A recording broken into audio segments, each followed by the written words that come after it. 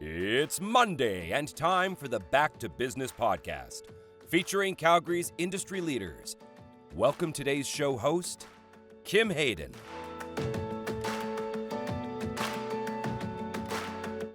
What happens when you get two creatives together?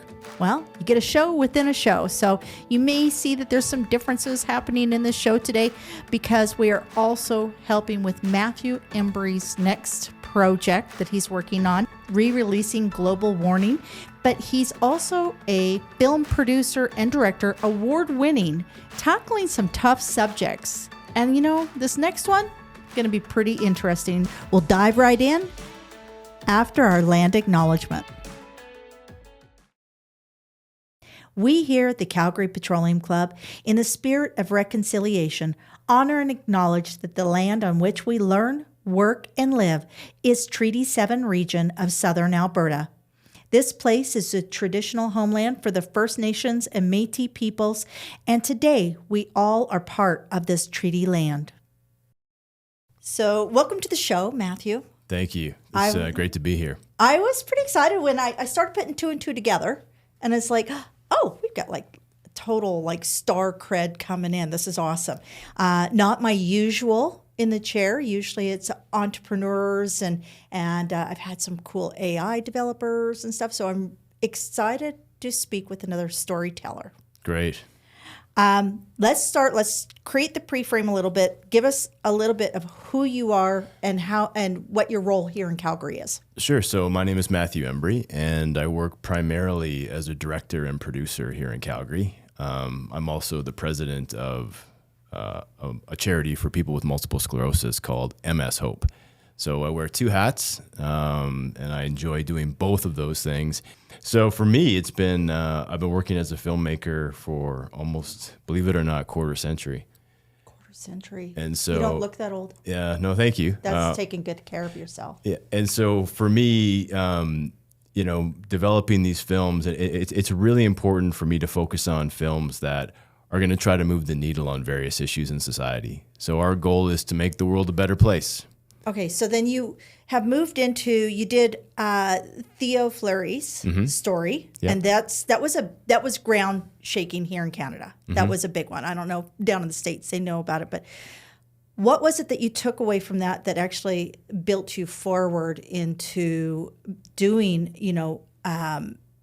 that next step in your filmmaking journey? Because you got to work with Larry Day and Kirsty and everybody on that one. Yeah, so I was able to co-direct that one. And then for me, that was, I would say, my first feature documentary. And to go from making smaller documentaries and television shows to that feature, that's a big leap.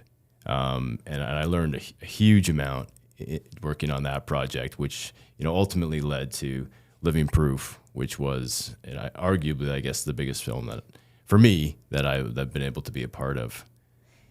So MS Hope is about a community, right?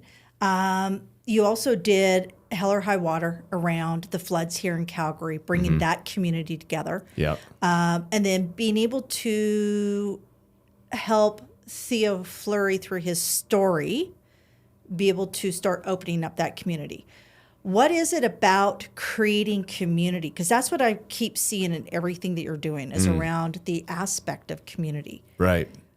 Why is that important to you? Yeah, I mean, I think that's where, it's a great question. I mean, what we try to do is say we go after maybe an issue. And I think that might be what leads us to the community. Yeah. So whether it's when we did Painkiller inside the opioid crisis, we're taking on opioids and people struggling with addictions there. That leads us to its own community. That one's even bigger, a huge population of people. And whether it's Living Proof, that leads us to the community of people with autoimmune diseases or with multiple sclerosis. And then the project, my most recent project, I guess Global Warning, which took on energy issues, that led to a huge community, a global community. So I think for me, it's we're not going after the community, so to speak.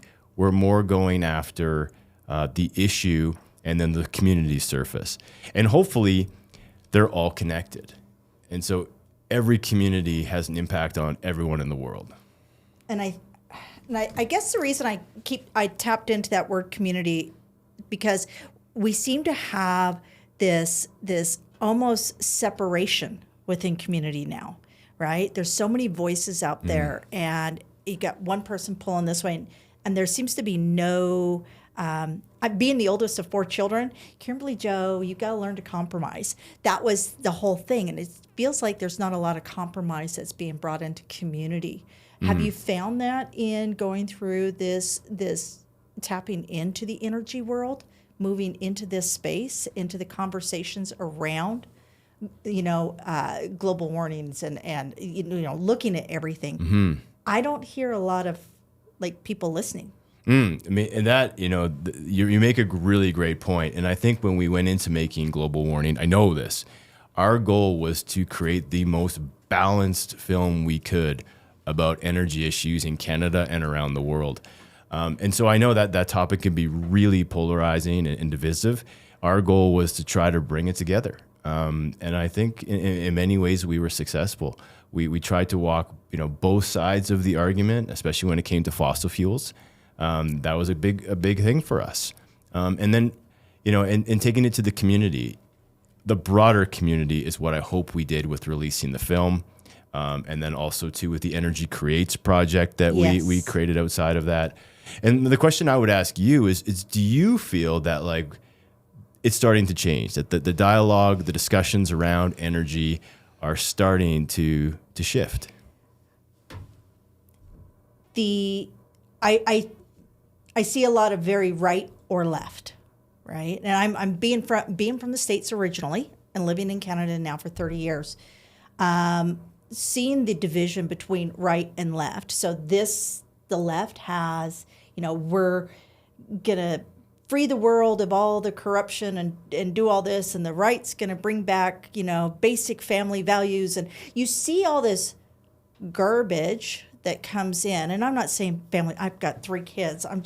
You see a lot of rhetoric, not garbage, rhetoric that comes in that hijacks the points and separates the people.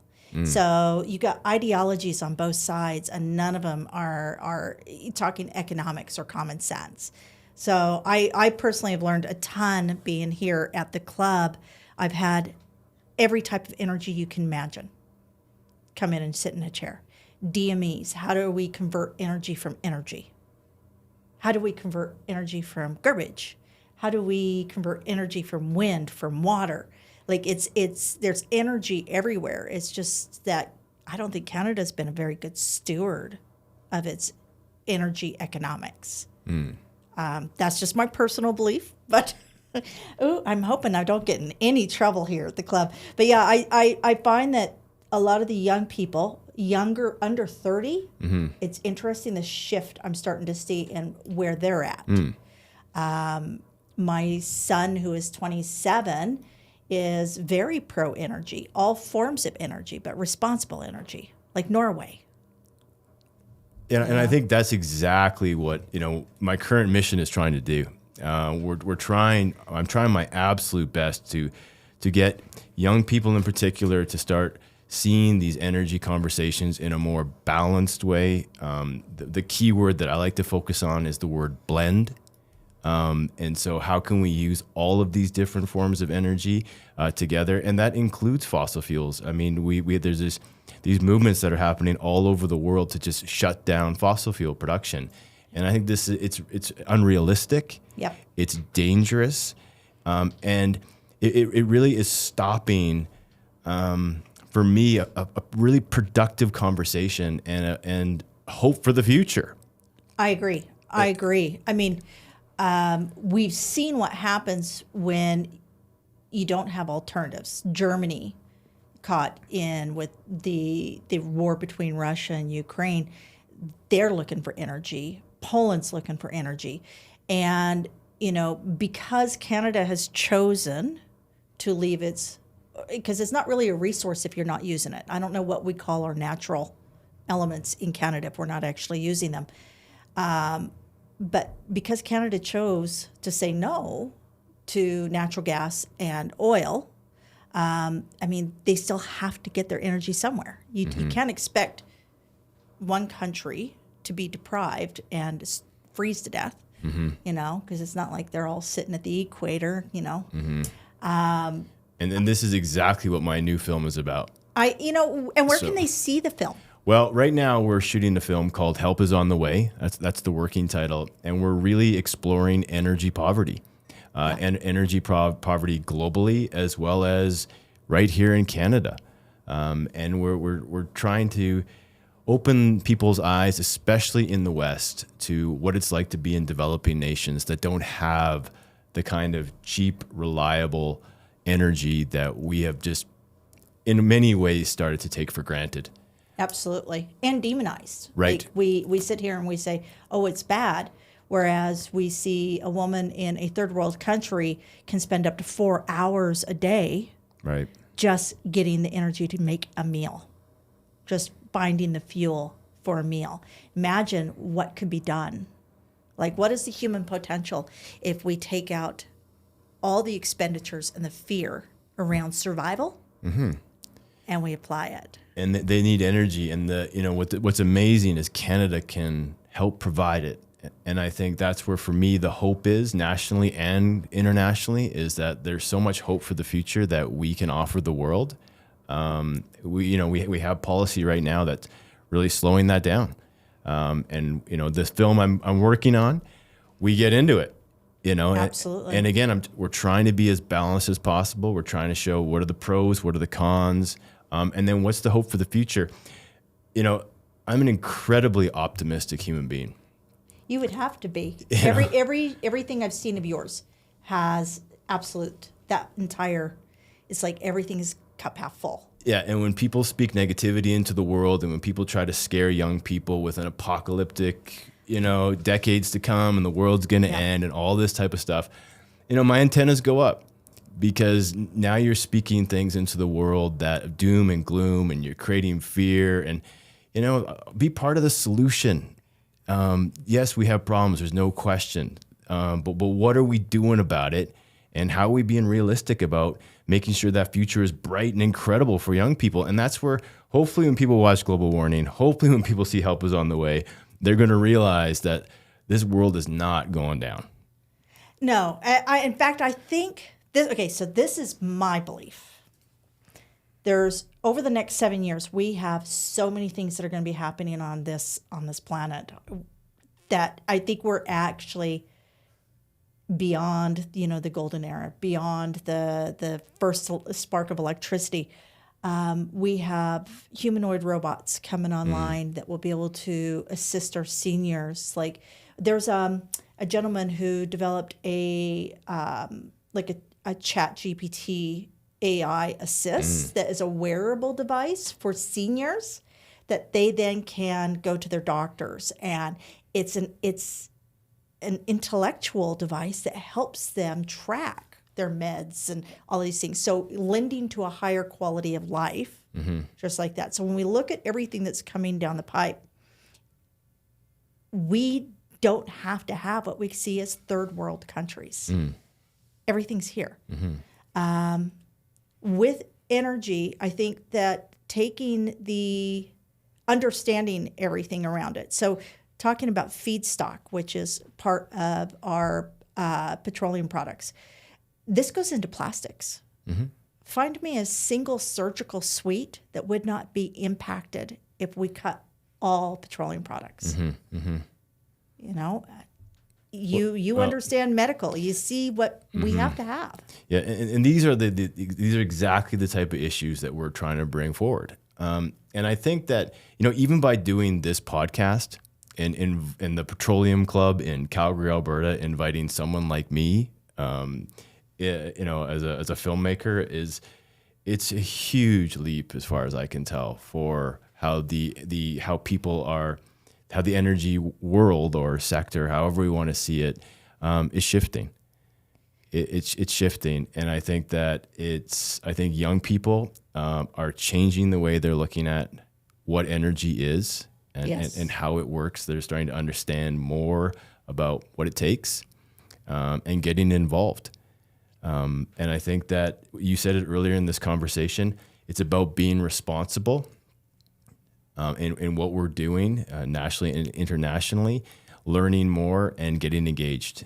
And I think that is the shift we're seeing. What do you think is the greatest challenge in that?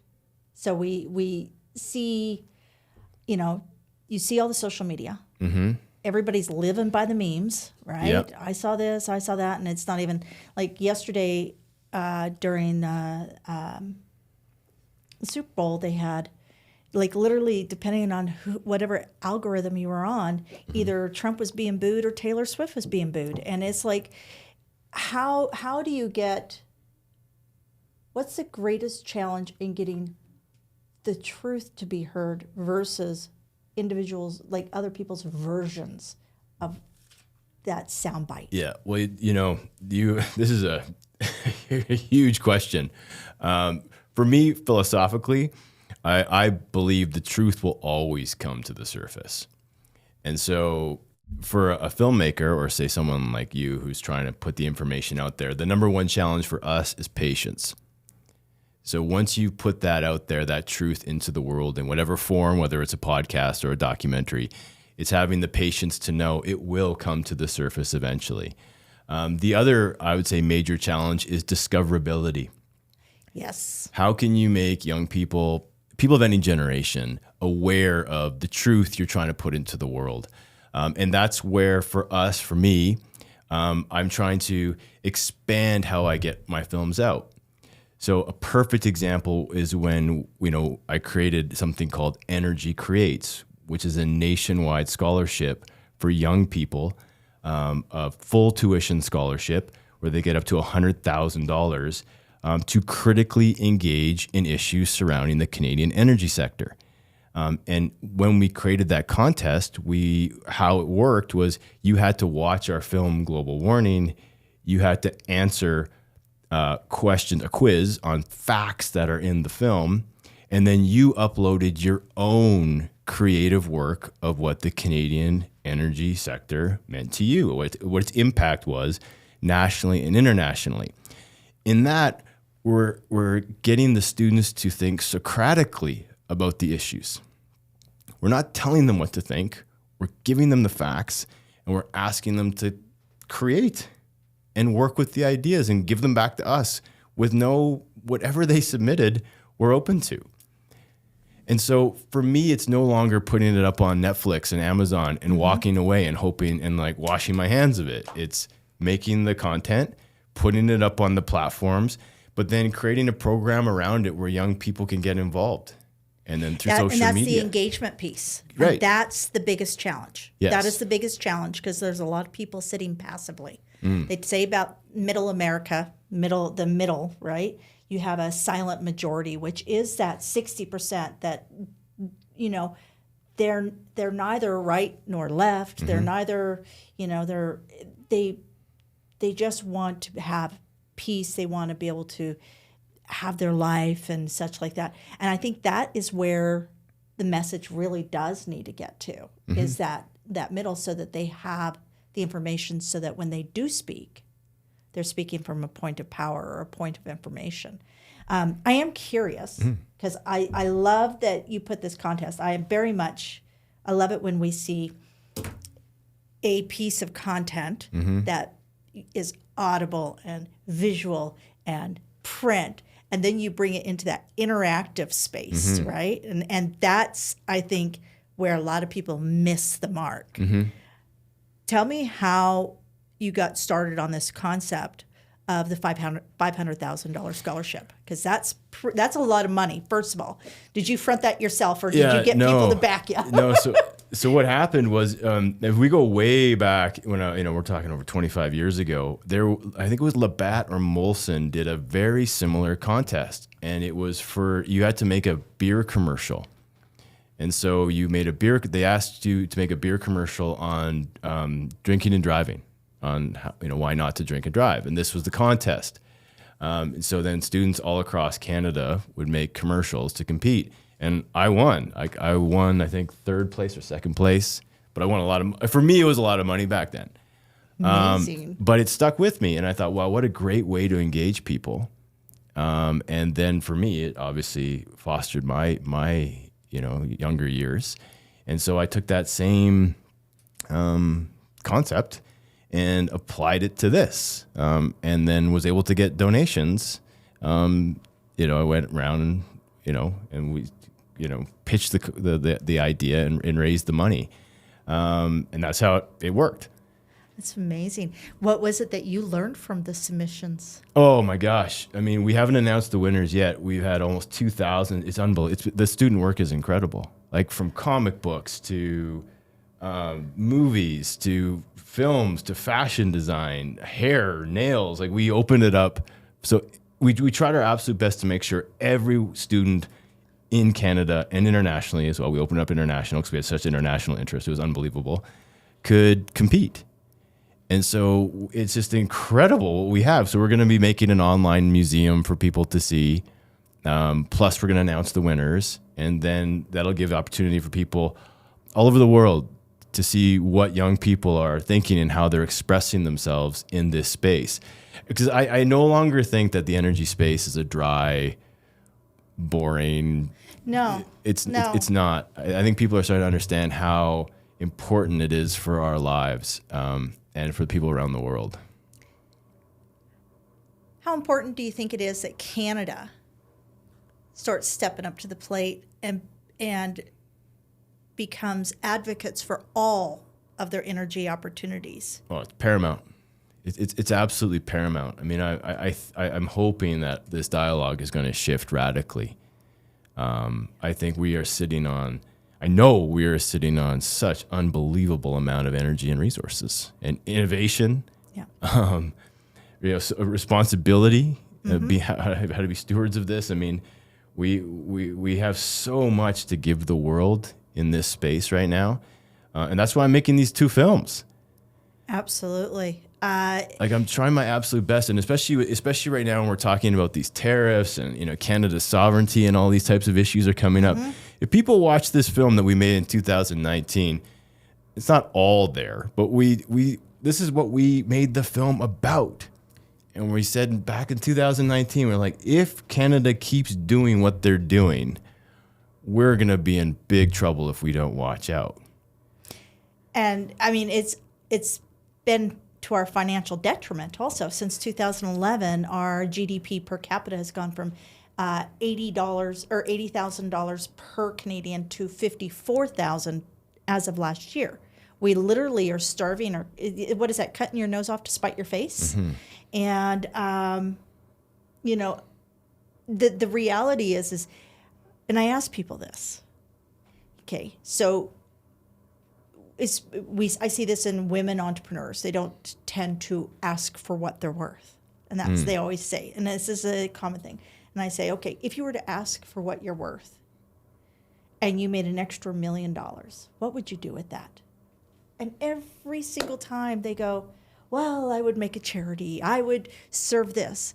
Well, if the Canadian government, imagine if we generated the wealth that Norway has. Norway has, I think they're just over 87,000 GDP per capita. Everybody drives an electric car. They're very clean. It's very sustainable the way they extract their oil and such. But imagine what you could do. Mm-hmm. And we're coming into a time where we're going to have humanoid robots stocking shelves at the grocery store. Mm-hmm. So when that person's displaced from their job, what are the opportunities? Right. And we have every natural resource here. Like, we're not even just oil. When we look at the energy, the hydro dams we have, like, we look at what we do, we're a powerhouse, right? Mm-hmm. Where would you like to see Canada's position globally as we move forward, as you're opening these conversations? I'd like to see us as a leader of the world. I mean, an absolute leader in all of these categories. Executing nationally for Canadian citizens, internationally providing leadership in regards to environmental issues, in regards to helping energy poverty, and communicating how countries can work. Again, I go back to that word blend. Yeah. With a blend, the best of it all. And that's why I'm not going to jump on one side and, be bad, negative, speak out any of the energy sources. Exactly. It's just, what are we doing? We know we need this, everybody. Let's be realistic about it. Let's not dream. And I think imagination is a really complex word. Because I fully believe you have to imagine an incredible future, but you also have to be grounded in reality and how we're going to get there. And I think that's where, and I actually think things are changing. I think Canadians, one thing I do love about people in Canada is that we can pivot. And so we went a certain direction and we've got some problems, no question. But now it's time to maybe switch gears and say, okay, we all tried our best, but here we are. Let's not beat ourselves up. Exactly. And we are in, I believe Canada is in a position to make the world a whole lot better for a whole lot of people. Mm-hmm. That woman who is spending 4 hours a day just finding fuel to cook her family's dinner. Imagine if we gave her back 3.5 hours a day, right? In Canada, quite frankly, the ways that we procure all of our natural resources, I mean, for every tree we cut down, we're planting too. We are incredible stewards of the land we're on. And I think that I challenge anybody who says anything about our oil sands to go up to actually Fort McMurray. Have you been up there? Many times, yeah. I went up there because my mother and I got into this big debate over the oil sands and Canada's oil. And I couldn't understand it. So I admit I did not go up in the winter. Not doing that in the winter. Right. I did go up in the summer. I sat at a Tim Hortons.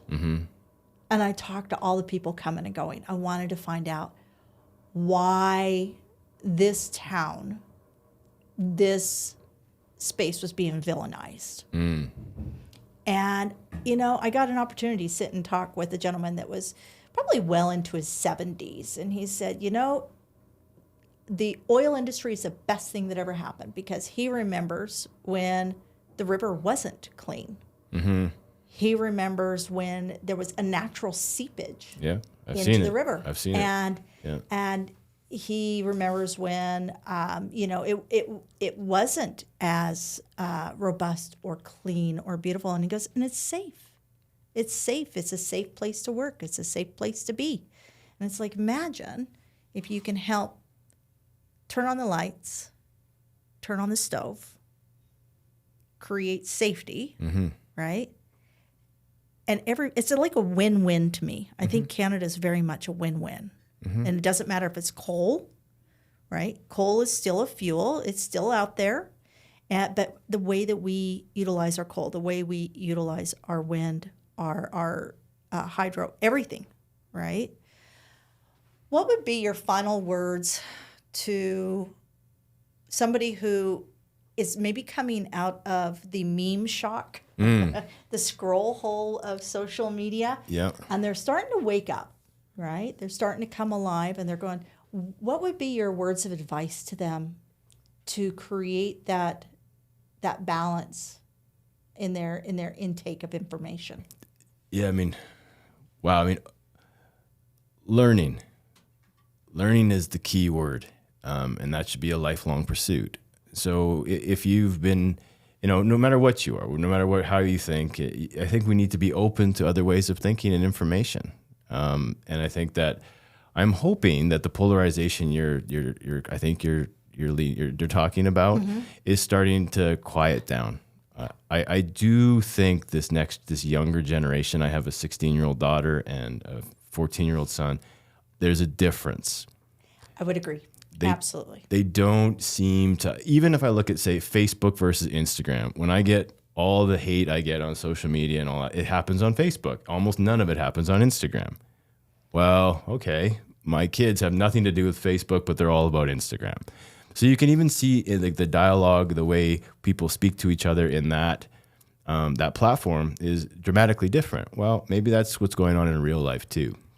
And I think that they want to be responsible about the future too. And I don't think there's a human alive who wants to make a horrible environmental impact. Like No. I don't. No, I totally agree. And so I think that the question is like, you can, be involved in industry and be an environmentalist at the same time. You can be both. And I think that's, that's how I see myself. So I would love to kind of round this out because of all the research that you had done around MS and your personal journey. Yeah. A lot of people, you see this, there's a certain sector that says, oh, they're killing everything. Don't eat anything. Don't breathe anything. You're being bad. You can't be healthy. And I love this. You cannot be a healthy person if you believe in this over here. Mm-hmm. So let's talk about the intersection of ideologies, because you seem to be very dynamic in where you're at, what you have to do in order to maintain your health, and also what society says about our energies. Right. Yeah, and I think that I struggle. I mean, if we say we would talk just primarily about my health issues that I feel like I've overcome, people want to throw me into an anti-pharma, anti-vax. Like that's him, right? Yeah. And I'm not that. And am I really big into nutrition, exercise, mindfulness, vitamin D, these things? Yes. But if there was a drug and it worked effectively, would I take it? Yes. I can be both. Do I walk around Nose Hill by myself and collect garbage, clean the environment? Yes. Do I care about the environment? Do I clean up my street? Yes. Do I look critically at industry and also talk positively about the fossil fuel industry? Yes. I mean, I can be both. And I can hopefully, with what we do with our work, we can shine a light and say, okay, there is environmental impact. There's environmental impact when you step on the grass. I mean, once a human being steps into the world, takes a breath of air, you're impacting the environment. The question is, how far are we going to go? And what are we doing to bring it back and to minimize impact? Those types of things as a filmmaker, I can show people. And I think, if we want to round it off with all of these topics, I can go to people in the health worlds and show, here's what happens when you eat a certain way. Here's what happens when you take this kind of drug. We show people. I think one thing that's really shifted in the world is we've gone from, say, paper or screens to video. It's been a major shift. And I think that, you can show me all the studies in the world, but you show me a video, things, your mind will see what the real story is fairly quickly. And that's how we operate as filmmakers. Yeah. 80% of our perceptions of the world come through our optics, right? Mm-hmm. So in moving forward, being a father of our next generation, our generation that will carry us forward, and understanding where social media is now, it's literally changing the way we speak. It changes the way that how long we will actually attend something or engage in something at our thought.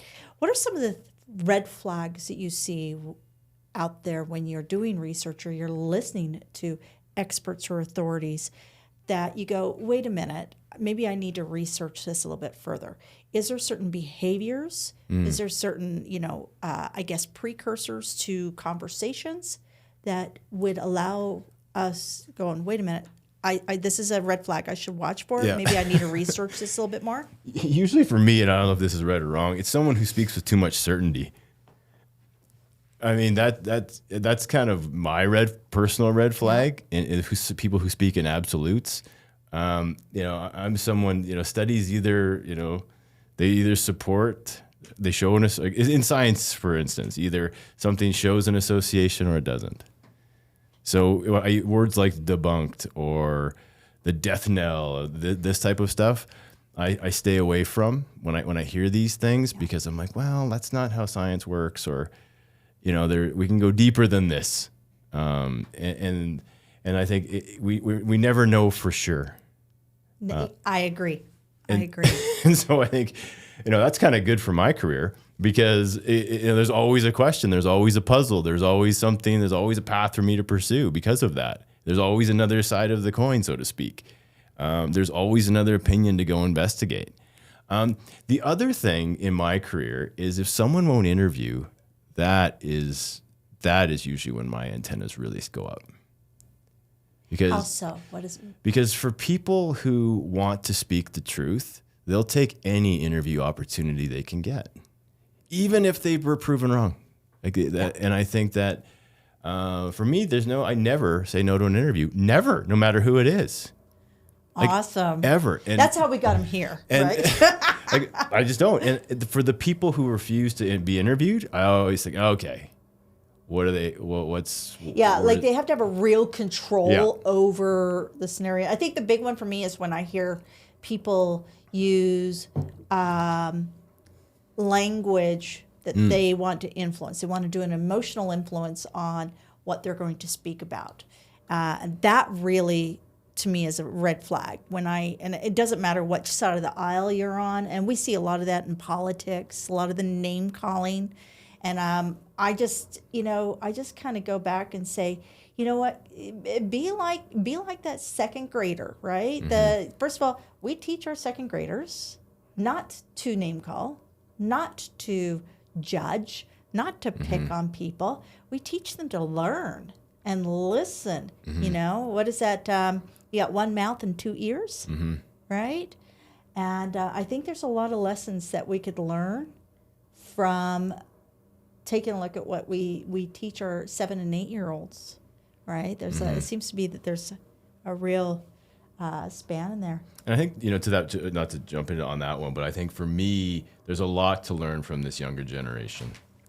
My children humble me consistently. It's aggravating having kids that are that much smarter than you, I find. But I try my best to really listen. Because they don't have some of those, what you just said, they don't have those judgments, those preconceived ideologies that, are in our generation in particular could be very strong and emotional. Yeah. There seems to be something very different happening, There was one thing my son said that stuck with me to today. I was sharing with him that we were re-releasing Global Warning. And he said to me, "Dad, I'm too young for climate change." And that stuck with me because I thought, wait a minute, they are seeing this totally different. Like they're almost seeing it like a movie or some sort of like I'm too young to watch a horror movie or something, right? Yeah. And it really made me think. I'm like, what have we done that to this generation? Put that absolute fear in. And is that fear justified? Maybe not. And that's what our film gets into. And I think that, for me, it's how can we continue to speak the truth, eliminate fear for people, and foster thoughts and actions for a positive future now and to keep going. And how lucky are we that we have somebody like you who perseveres in a space that it's hard to get stuff done. It's hard to get great content funded and moving forward, and that you've just really stuck with the journey of telling the story, the story, not your opinion, but the truth. Mm-hmm. And thank you for saying that. But really, I feel like I'm a conduit. I feel that I've been given the skill set, and that as long as, I don't know where my ideas come from, and when they come, and I try my best to put them into the world and other people get behind me. Again, I am just one piece of one cog in a big machine trying to elevate a truth. And I firmly feel that. And I think that's the real, I'm excited where we're headed. We're moving out of that industrial age, the age of brawn, and moving into the age of brain, the age of the storyteller. And I love when I see people like you that have are multidimensional. You have a huge story personally, and you don't shy away from the stories. And how lucky are we that you're here and saying we need to rethink this. Yeah. Yeah. And again, if I had one kind of last thing to say, like, let's not beat ourselves up. We're here. Okay? Like, we're here, Canada. We got some problems. There's no question. Well, pointing fingers and like what could have happened, it doesn't do anything. Nope. So what are we going to do today? Let's look at the facts. Let's look at where we want to go. And then let's look at what we can do. And let's get to it. Let's get to work. Let's figure it out. Other countries have. Why can't we? I 110% agree with you. There are some smart people in this country. Just remember, folks, when you're talking, like you would say to your 7-year-old, does it help or does it hurt? Right.